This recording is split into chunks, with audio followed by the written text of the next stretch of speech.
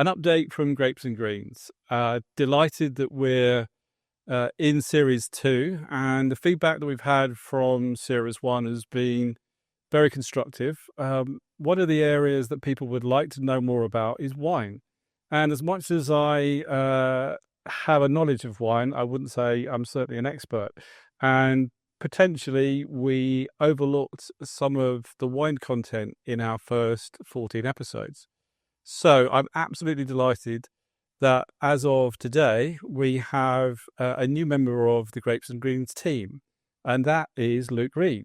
Luke, welcome. Thank you. Excited to be here. Yeah, delighted to have you on board. Luke, you've got great pedigree. I mean, obviously, you work with me at Wine and Earth, so you're our wine buyer. Yeah.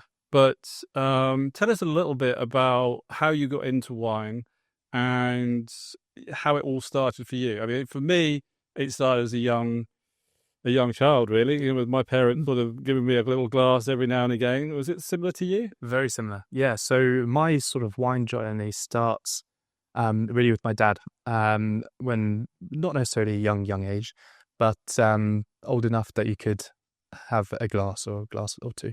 My dad used to be a Michelin chef. He used to own his own Michelin quite locally around here where we are in Guildford. And so from a young age, being brought up with really nice cuisine, and that always pairs really nicely with good wine, obviously. And so throughout my upbringing, wine was always a part of a family meal. It was always a part of parties, gatherings, get-togethers, and all sorts of stuff like that. And I never really understood it. I never really noticed it. It was just something that was there. It was something that you drank. Obviously, as you start to grow up, you realize it's alcoholic. You can get drunk off it, all of this kind of stuff. And that never really clicked with me. For me, it was just something that you had an occasion for enjoyment, essentially. And it only really sort of came to the forefront as I sort of progressed through my school years. I got into the idea of mixology and cocktail making, really enjoyed that, love a good cocktail as well. But decided that I wouldn't do anything with it. I was sort of passionate, really keen on engineering. And so I wanted to go into that as a line of work. Went through my A-levels, went through my GCSEs with a real sort of aim at engineering. So I took physics, maths and design engineering at A-level with the idea to then head off to Nottingham to go and study design engineering, which I did. I got through about a year at Nottingham studying design engineering, which wasn't the best year ever. It was the year of COVID, obviously, and there was no social life. I would think we had 2 weeks of in-person lectures and then everything died down. Didn't go back until May, only to sit for 2 weeks to do exams, and it was back home again. So it was a really tough time in terms of building my social life. Obviously, don't just go to university for studying what you're doing, right? It's a university of life, as my dad likes to say. And I didn't really get that. So I tried again. I went to Nottingham Trent the year after to try and study architectural technology. So a slightly different course. Again, architecture, an area of the world that I really enjoy and really do enjoy looking at and learning about more. It got to about the end of January. It was just after my birthday, and I sort of had a bit of a breakdown. Didn't enjoy it at all. Was really missing having the social aspect of myself. Missing having friends up there because obviously they were now on a year advance because I pulled out and started again. Missing family, missing away from home and from the people that I really know around here. I've spent all my life in this area of the country, so really wasn't enjoying it. Came home and I think it was sort of my dad who really sort of said, okay, we understand the situation that you're in, which was great. Let's reset. We're going to chuck you in hospitality. So I went into Beaverbrook in Leatherhead. So Beaverbrook being quite a prestigious golf club, originally founded by Lord Beaverbrook. It was his stately home during the World Wars to be the sort of head of communications for the English Army, and also did some engineering work in Spitfires and everything around Beaverbrook. And so I got started behind the bar there, obviously behind the golf club as well. So combining a couple of passions. Really enjoyed it, and then I got my creative release for cocktails and mixology. So that was excellent. And as I progressed through, you realise how much of an integral part wine is to mixology. It not only runs aside it runs on the same menu, and people don't just drink it together, but the experiences, what you have to do behind the bar isn't just making cocktails, so much more. And got into that aspect of it, really enjoyed it, and moved over a little bit to the Japanese Grill, which is the main restaurant on the estate.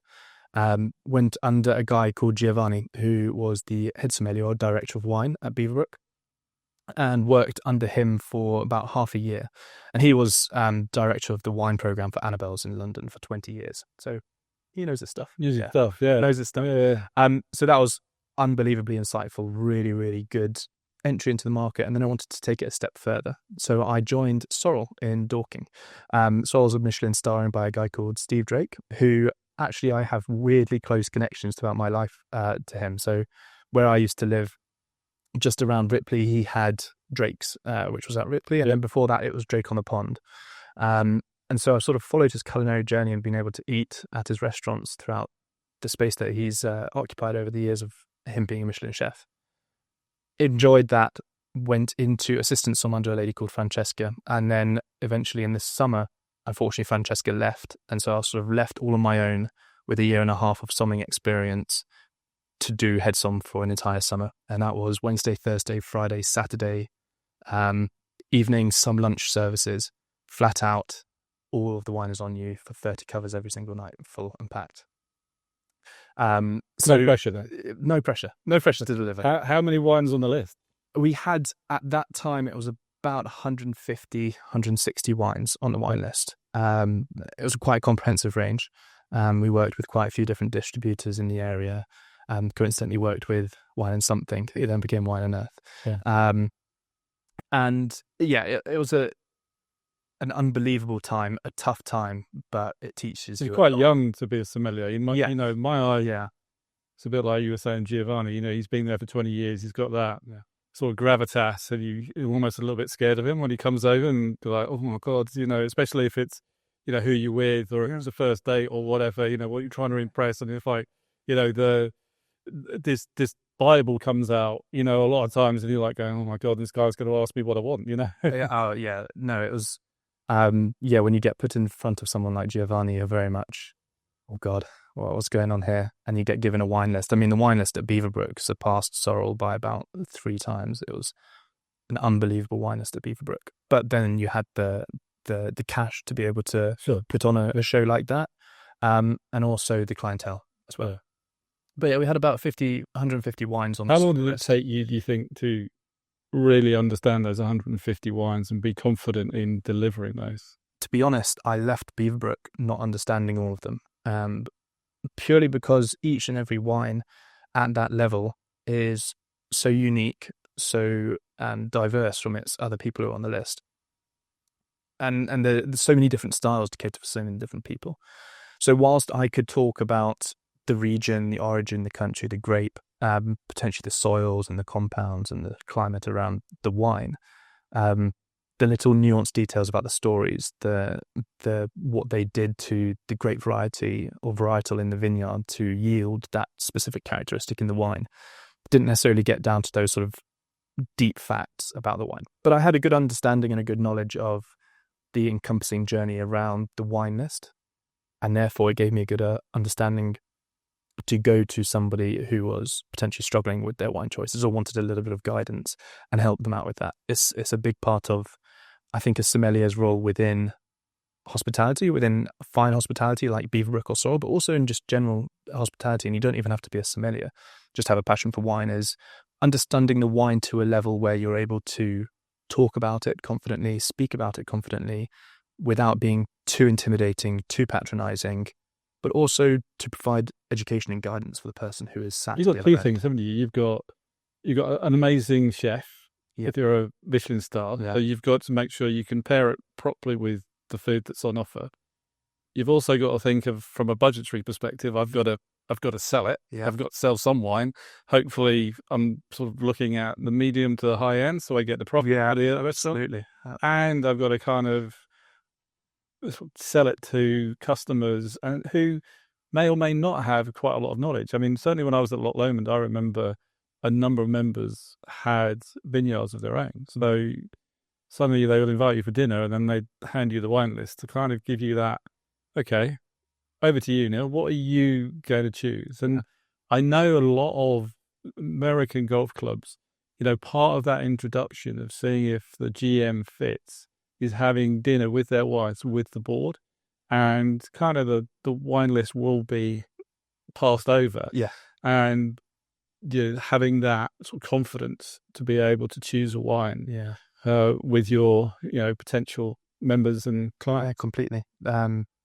It's a skill. It's a really big skill, and it can be quite a daunting process, as we'll talk about. But it's a huge education piece, and having the confidence, and I think a lot of it comes down to the person who you are, and helping the people who don't have the confidence find the confidence within their own decisions, but also within your decisions as well. You've got to be quite a people person to be able to take on the position as a good sommelier.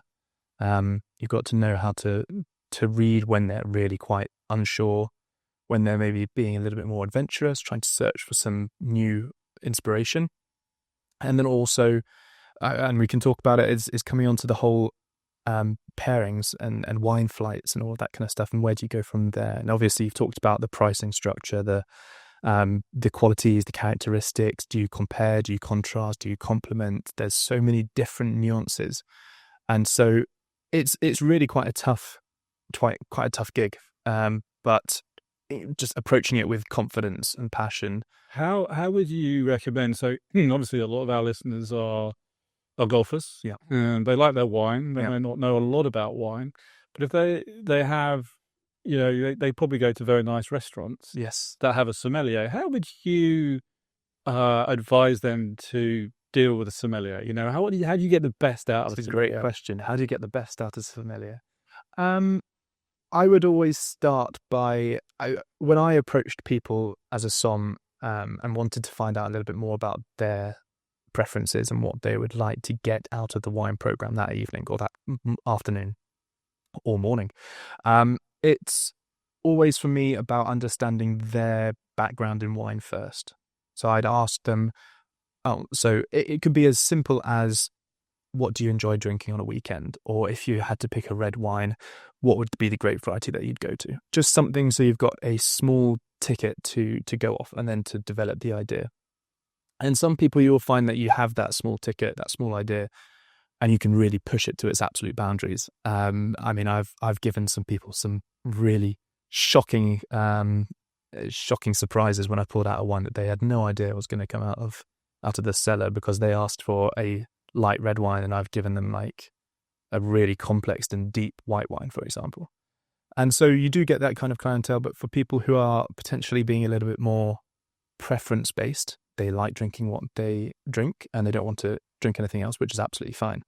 The next stage would be to identify potentially why they're drinking it. Are they drinking it because they want it to go well with the food? Are they drinking it because they're in a party of 4, 6 or 8 and so they want something to go around the table? And if that is the case, then they might look at going through a bottle or 2 bottles. And so how do you work out the journey from there and the progression of the wine flight throughout the evenings? Or if it's just one person on their own. I mean, we had quite a few people who came to dine at Sorrel who just sat down and they bought a book, which I thought was really quite an interesting approach to Michelin-star dining, but I can completely understand why it works, right? And they wanted to be completely guided. They were hands off the rail. I normally choose to like this. I choose to like this. I tend to not like that, but I don't want to be influenced this evening. I just want to enjoy my wine. So when it comes to choosing for a golf club, for example, I would first ask the sommelier, what are your preferences on the wine list? Often sommeliers do have an opinion. Everybody has an opinion in the wine trade, but their opinion is going to be quite well grounded in the knowledge that their wine list is probably good throughout the board. At least you'd hope so. And therefore, they have the best idea of where they can guide you to make the best wine decision. And then after that, I'd be asking, well, I'm probably looking in the region of potentially a rosé because I'm outside in the sun after 18 holes. So I'd like something that sits in the glass really nicely. I don't need to chill down too much. So it'd be quite complex, quite full. So it'd be a nice gastronomic experience. And then also something that's got a little bit of acidity, that refreshing touch so that I'm not too sort of blown out by the fact that I'm drinking a glass of it. And the majority of people will probably ask for Whispering Angel, would they? A majority of people would ask for Whispering Angel. But again, it comes back to the education piece without knowing that there's probably 3 or 4 other wines on the wine list that is very similar in profile to Whispering Angel, just a slight characteristic nuance, especially if it's from Provence, that might be more suited. For me, it's an interesting concept, and I thought about this a lot when I was at both Beaverbrook and Sorrel, is there's never a perfect wine for a pairing. There's always a preferential wine. There's always a paper perfect wine, but there never is actually the perfect wine. And it's probably out there somewhere, right? But you will never, ever get a wine pairing completely perfect because there might be always something that you can change about it. So it's an interesting concept. But yeah, I always go with preference first, understanding the occasion, understanding the clientele, and then trying to tailor that and understanding your wine list to provide the best opportunity. Do you think also there's some clientele, I don't want to judge everybody, but, a lot of footballers, for example, have Sassicaia because that's the name that is banded around the changing room probably or whatever. Also, I don't know, it's maybe between £500 and £1,000 a bottle. Yeah. But Screaming Eagle, or we've got Chateau Margaux or whatever. And is that just a label? I mean, is it just because, don't get me wrong, they're fantastic wines, but do you have to have them? And, can you, I know that you can enjoy a really nice bottle of wine at £50 to £100. There's some really, really, really good wines. It doesn't have to be a label. No, you're quite right. Often some of the best wines that I've ever drunk have been ones with the worst labels and no backstory and not a global presence because they're just small, independent people. But when it does come to these estates, it's really easy to get lost up in the, but it's everywhere, but everybody drinks it, and it's this amount of money, and that's just unachievable for the majority of people, right?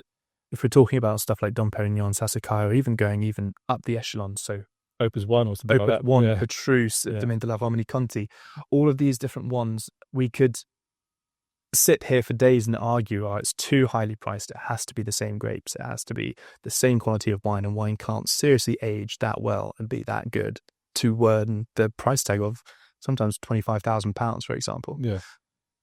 But I think we always need to start and not necessarily start, but remember that they're there for a reason. The estate hasn't just put that price tag. Maybe they have, right? We don't know. It's a trade secret, but the estate has to have justified that price tag for a reason. It might be something to do with the history and heritage of the estate. How many generations has it been passed through? The soil compounds, if we take somewhere like Domaine de la Romanée Conti, it's a biodynamic estate. All of the vines, all of the area under vine is not touched by chemical, and they follow the moon cycle and all this kind of stuff. So then you think about the processes that are involved in that area of viticulture. Maybe that does actually start adding up. If they're investing this much money and this much time and patience in their estate, does that make it worth another? But that happens at, generations in, that are charging a third of that, or not even close to a third of that. Absolutely. That's one of the things I've learned at Wine and Earth is that, a bit like golf in a way, is that you need to start with a lot of money. You do. To build a vineyard and to build a golf course and then to deliver it and then try and sell it over a period of time. You're not going to see a return on your investment for quite a while. No. It's it's a high capital business that we work in, and it's there for a reason.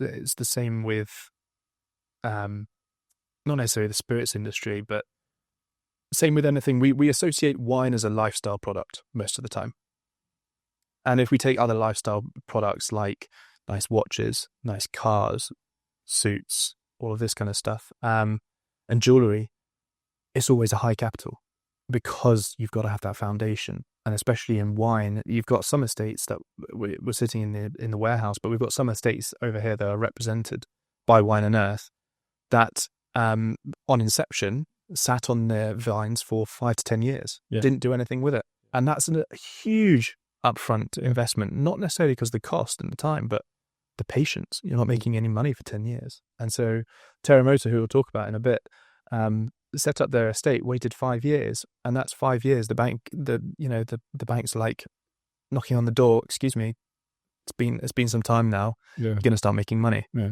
because you've got outstanding debt to us. And it's the same with all the industries that encompass lifestyle. And then you moved from Sorrel, came to Wine and Earth, but you took a degree in wine. And I'm always fascinated because I used to say that my diploma was like a degree in wine. You know, and people were like, a degree in wine? You know, was it? You just drunk every day? You know, what is it? Yeah. Tell us a little bit more about Plumpton, where you were educated, and the degree that you took, and what did you gain from that, and how are you bringing that, or how are you bringing that to the podcast, that knowledge of it's the business of wine, isn't it? It is, yes.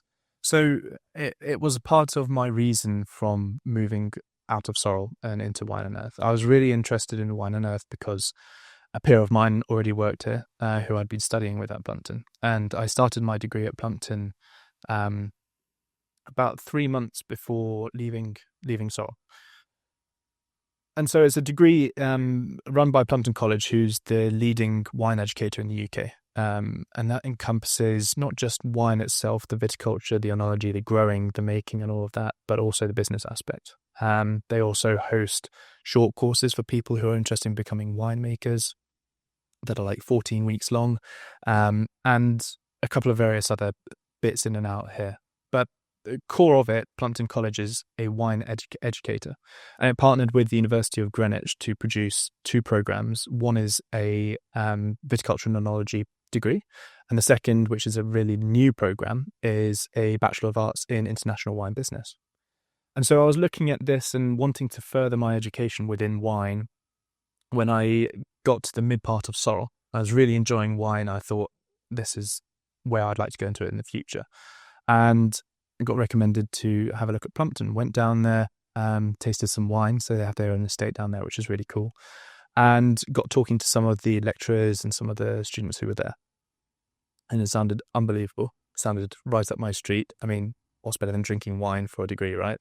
And really enjoyed it. So I joined September and then moved over to Wine and Earth to be able to balance life a little bit better. I quickly found that it was really unsustainable to be waking up at 5:30 to be out of the house at 6:30 to be at Plumpton for 9 o'clock in the morning after doing a 4-day week shift at Sorrel as head som every single day in at 3, leaving the restaurant at 1 a.m.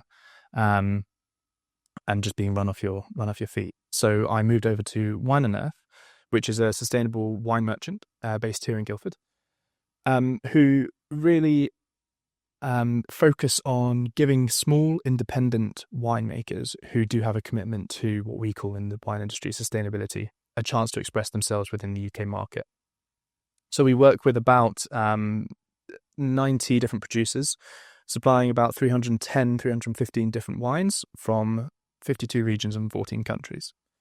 And each one of those producers is sustainability committed. Probably a bad way of saying it, but they all have some form of inkling in their operations. It might be in their viticulture, in their vineyard, in their crop management, even through to their winery, the amount of water that they use, or their people. And people is a big part of sustainability as well. So who they're employing, how they're getting to work and all of that. So every single bottle in this warehouse has some form of commitment, which is quite an outstanding feat. But I chose to join because I wanted that relief from hospitality. I wanted a slightly better home life. And so picked up a position as a trade rep, if you like, focusing on regional area management. So I focused here in Surrey, had good connections with obviously Sorrel and Beaverbrook and other restaurants as well through my networking and tastings. And then in the early parts of last year now, I decided to move to a position. Well, I didn't decide to move to the position, but we had a slight rejig in the company and I moved over to the position of a wine buyer. So that not only was better supported from my degree and what I was learning in my degree, but helped me bridge another gap within my professional CV and my professional career. So that was really important. And so, yeah, going back to the degree, I mean, at its core, it is almost like you're studying a business degree. but with wine added on and really specialized in wine. So the first year was focused on the wine itself. We had numerous tastings. We went through the entirety of WSET level 3, which is Wine Spirits Education Trust level 3. So did you done any WSET before that? Yeah, so part of the entry to get into Plumpton was to have the level 2 qualification in wine. So that you had a core. I mean, that's what I took when I was still at school. So we're talking like early 80s. Yeah. And, I did it when I was doing my A-levels. I did, in those days, it was certificate, higher certificate, and then diploma. Yeah. I thought it was fascinating. And a lot of people ask me, how do we get that? Because I think it's a really, certainly 1 and 2 are, if you've got an inkling of wanting to know more about wine, it's a great introduction, and it gives you a really good base of understanding grape varietals, the countries, how wine is made, that type of thing, a sort of a real entry level. But when you go around shopping, you have a lot more information that you can, and also encourage you to try different wines as well. Absolutely. Absolutely, it does. No, it's like you said, I'd encourage anyone who even enjoys wine. I mean, level 1 is not that difficult. It's a real core structure. Yeah, it's absolute entry, but it's designed that way so it's really approachable. Yeah, and it sort of drags you into level 2, which you start investing in understanding more about regions, understanding about grape varieties and climates and soil compounds, and that's where it gets a little bit more technical, but not too technical. So it's sort of designed that anybody who really has an understanding and wants to learn a bit more about wine should be able to do level 2, no problem at all. And then level 3 is sort of where you sort of kick it into gear a little bit more. You start overanalyzing appellations within certain regions and certain countries, digging into each of the grape varieties. What are they? What is their skin composition? What are their phenolic compounds? Their sugar levels, acidity, and how does that variety vary through different regions and different countries throughout the world? You also start learning a little bit more about the business of wine, so wine trading, bottles, packaging, all of that. And then diploma level, which is level 4, you call it DIP, DIP WSET, is where you go foot to the wall, everything. It's sort of, people akin it to the level under some of the advanced quartermaster sommelier levels and also master of wine. If you've got a diploma in WSET from WSET, that's a unbelievable standpoint within the industry and something that's really recognized. But as you say, 1 and 2 is all somebody needs to. I'd encourage our listeners to actually look into that. I think, one, it's good fun. 2, you do it with a group of people. WSET put it on. Actually, Wine and Earth, we're looking at becoming accredited trainer, aren't we? Within this warehouse. That Absolutely. Great. Yeah, it's something that we've floated around and think would be really, really interesting, especially considering that sort of there's nobody really in this area of the country that's really pioneer and do it properly. And it allows us to loop in a big part of it, which isn't necessarily covered at the moment in WSET, which is the sustainable aspect. Yeah. You do get some bits on what is organic viticulture and what is biodynamic viticulture and vegan wine production, but going into the nitty-gritty, the really finer details on, everything that we can talk about. Because it's so complex, and most people just want to drink it at the end of the day, don't they? I mean, that's it. It's like, I like it.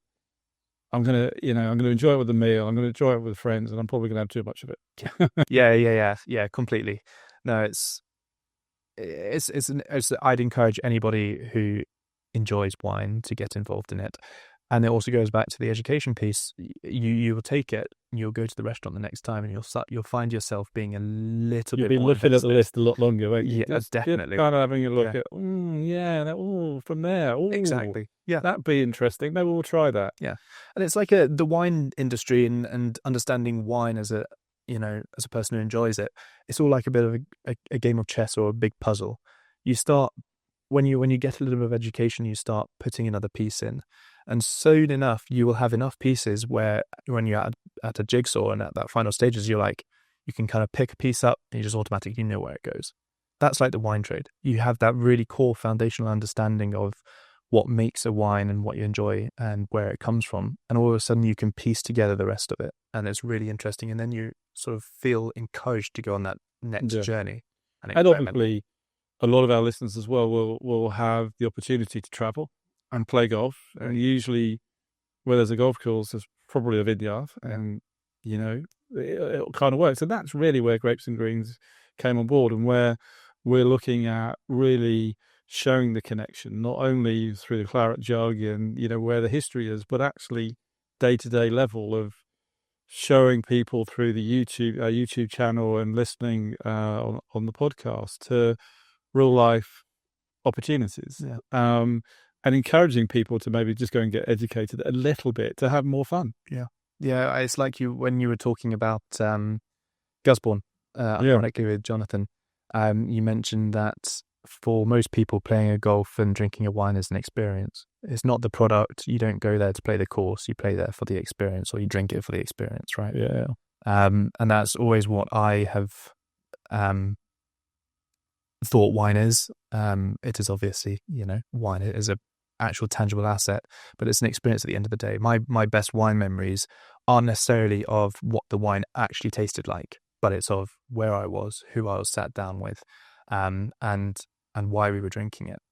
And the guests that we've had on the podcast is exactly the same. I mean, David Shepherd, he chose one that he had he said, I don't really understand wine that much, but the one that I always remember is the wedding, and it was a great wine for a great day. Yeah, I'd always remember it, which is a great story, isn't it? I love that. It's a fantastic story. Yeah, absolutely. So business wine degree, you passed that in May? Yes, yeah, really, really recently. Yeah. Completed it in May, which I'm really proud of.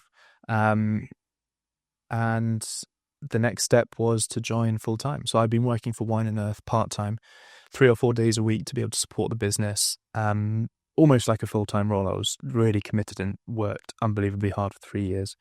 To be able to support the business, and it's still a small business. It needs as much support as it can get.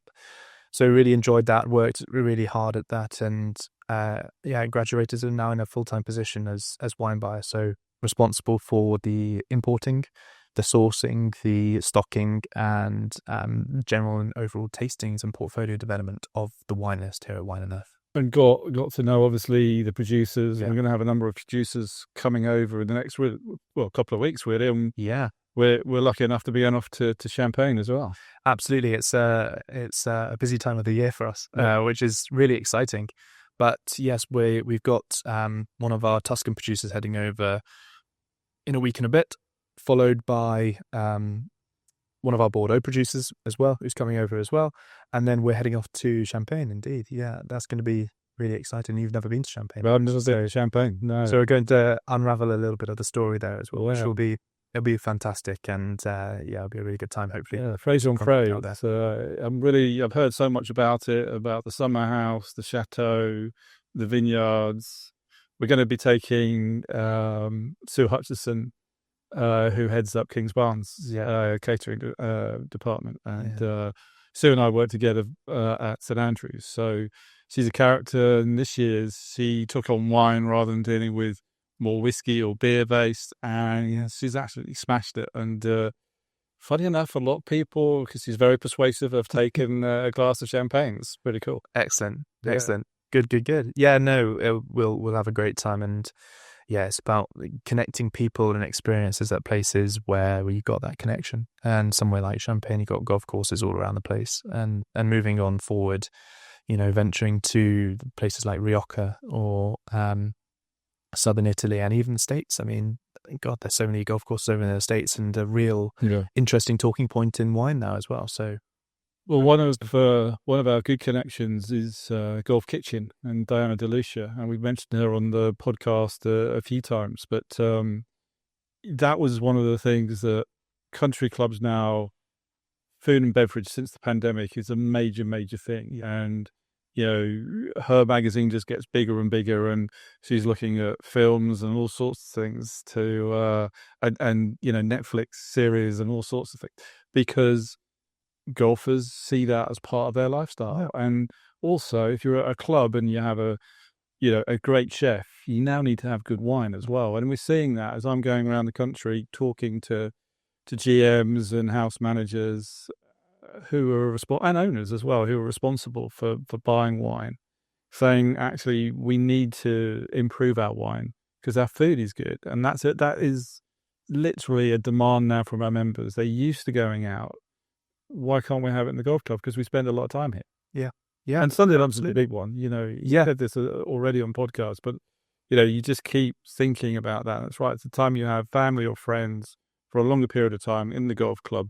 You're not rushing off, to do whatever. And it's it should have a decent wine list. Absolutely. It's time to sit down and reconnect and plans for the podcast. What I know we're kind of going to do bits and pieces after recording this to a little bit of education, just how to decant a wine, how to open a wine properly. Yeah, absolutely. Just little bits and pieces that might help people who really enjoy wine, but again, just learn a little bit more. So when they've got guests over, the wine is now decanted rather than just poured from the bottle. Yeah, no, it's an area that we're going to really hone down on. Obviously, we've got the golf side covered, and hopefully moving forward, we'll have the wine side absolutely all under wraps as well. And yeah, really looking forward to sharing my my book, my contacts, and where I know and who I know throughout the industry, with everybody who listens and watches, and going to go to some amazing places. Hopefully, have some amazing opportunities, not just for us, but for everybody else as well.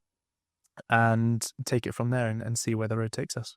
The one thing we haven't done, I've just realised, is we're sat in a warehouse with about £750,000 of wine.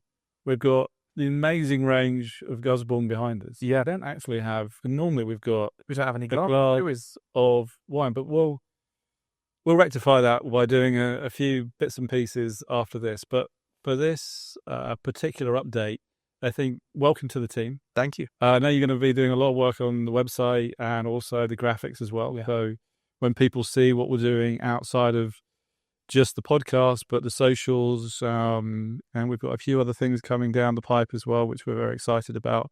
And moving into series 3 and 4, wine will definitely be aligned with golf from our importance, and just seeing it cross over and getting people to enjoy both and realize let's go and play golf and drink wine all over the world, and that's what we're about, and people are really looking forward to the journey. I think that's what the feedback has been. So I'm looking forward to sharing it with them. It's been great.